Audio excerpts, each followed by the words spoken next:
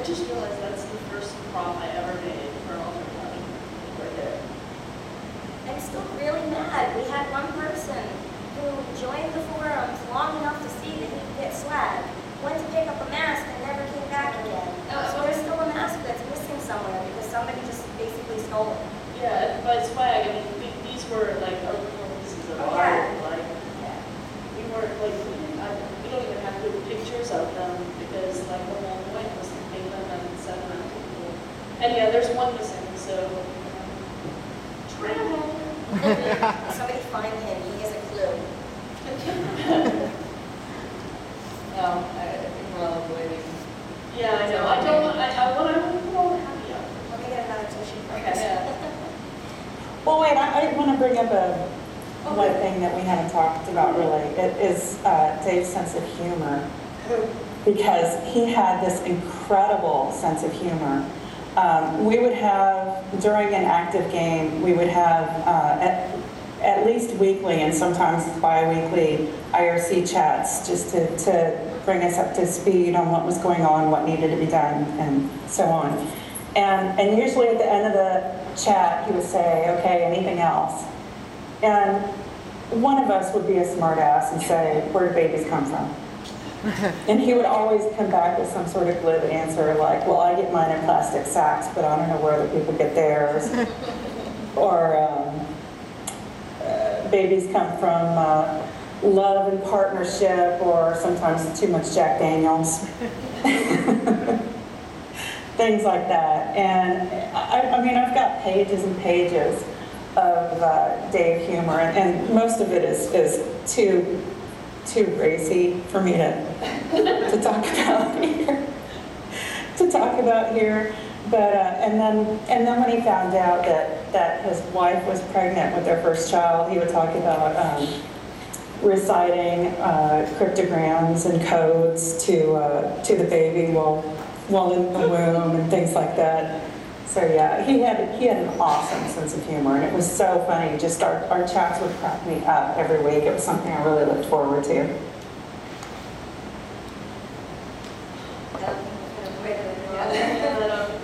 In 2008, Dave was diagnosed with leukemia, and in response to this, Michelle sort of rallied the whole community to fold paper frames to send to the hospital. If you don't know, this is the part I knew I would do. Oh no, I can't look at Marie. I'm going to lose it more.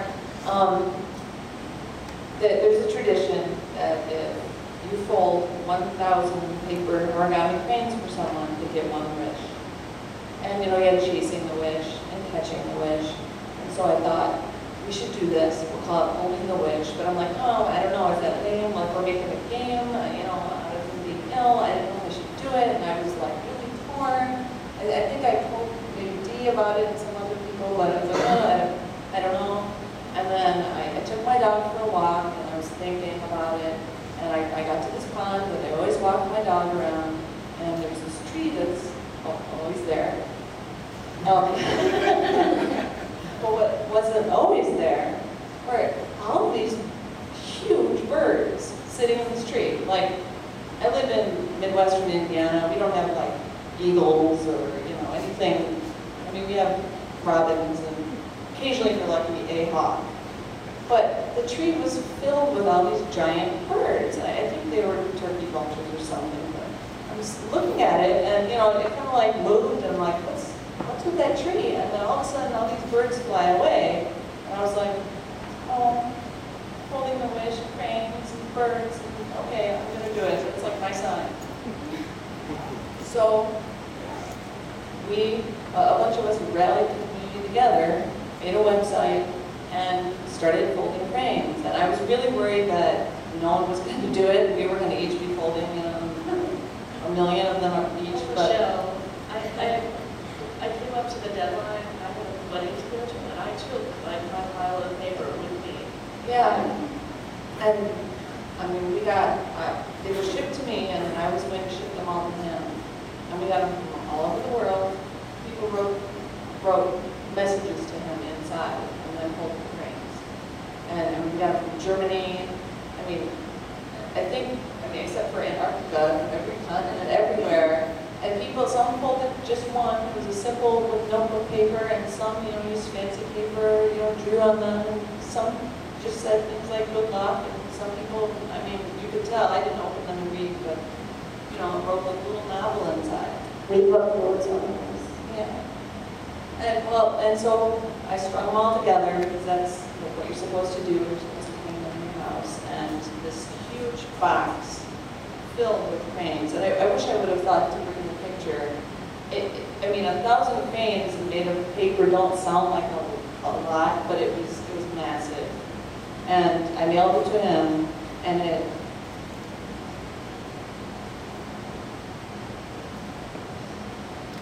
arrived. Dave got him from the hospital in remission.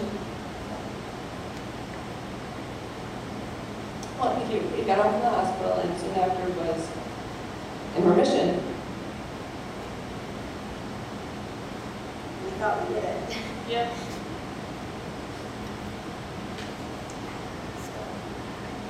But he was in remission for, I believe, 9 months. And he opened all of those cranes and read each and every message that was in each and every crane. And then he restrung all of them. And that Christmas, he took all the strings of cranes, and that was the only thing on his Christmas tree. Because he said he could think of nothing else that symbolized the Christmas spirit, the Christmas wish, than those cranes. So he posted pictures of his Christmas tree. They're somewhere on his website. I'll see if I can find a link to that, and I'll post it up on the ARGFest site. So then he went back into the hospital. He got ill again. The leukemia came back.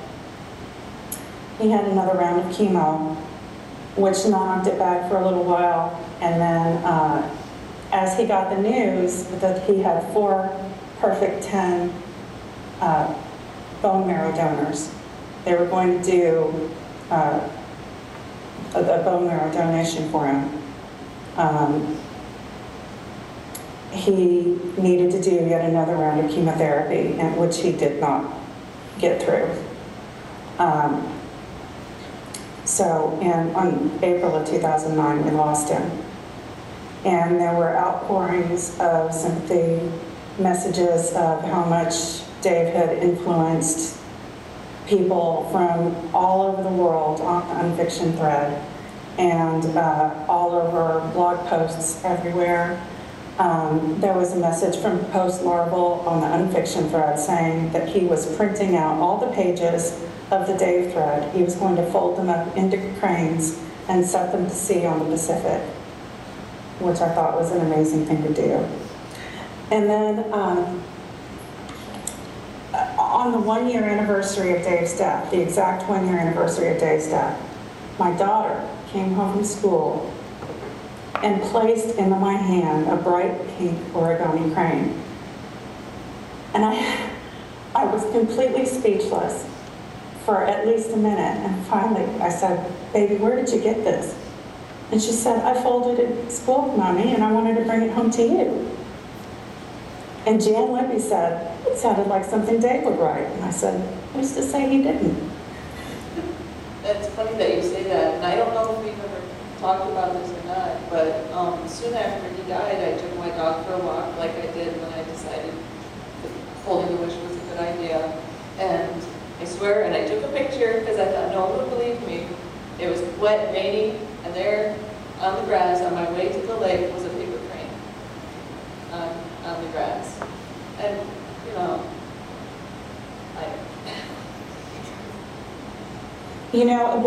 buried with Dave and incorporated into his casket wreath, and all over the funeral and the baskets, there were those paper cranes that people sent him. And they went with Dave, and they went home with people, and they're all over the world now. So that wish is everywhere now, which I think is really something amazing.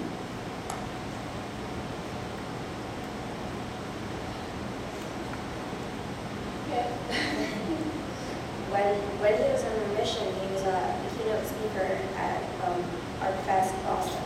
And a lot of us didn't know at the time he was in remission. We had just been kind of waiting to hear. And he announced it during his keynote speech. And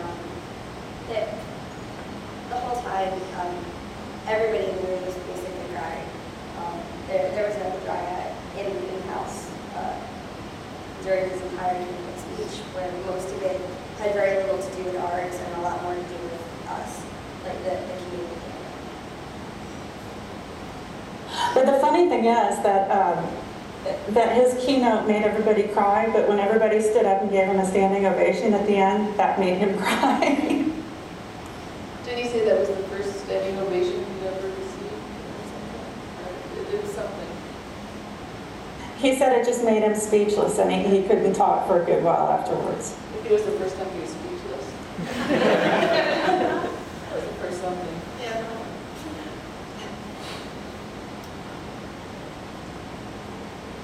Well, I know Dee had a little bit of information about something still out in the wild. You want to go Yes. there? So Dave told me about This Is Not a Game, his book, talking about sort of the genesis of alternate reality games and the care and feeding of such. He told me that there are at least 4 meta puzzles embedded in the book that nobody ever found. And he never told me that anybody ever found them after that. So I know that at one point I went back through and I did a read, and I started finding one of the puzzles, but I never had time to follow up on it. So that's still out there. There are still Dave puzzles in the wild. I have his domain hosted on my site now. So if you should happen to find something that leads to something that should be on Dave's site but isn't there, or is an email address or something like that, email me, deecook.com, and let me know, and I'll make sure that something happens. And there's also, there's stuff that he left behind. There's some treatments that he left behind. So, maybe if the stars align and things go right, maybe some of us can get together and put on one last hurrah. But that's all I can say about that. There was another, fairly recently, there was, we mentioned there was a puzzle trail, like a really, really difficult puzzle trail in Dreadhouse that was never solved. And maybe a year and a half ago, someone finally solved it. What was it? Does anyone remember? Was it Grumpy Boy that finally solved it? I think it was. I'm not sure. I don't honestly know. Yeah, he solved Gray Weathers. Yeah, that's what we were just talking about. Yeah. That was in Chasing the Witch. Oh, that was just. Yeah, so how many years did it take someone to solve it? It was a long time.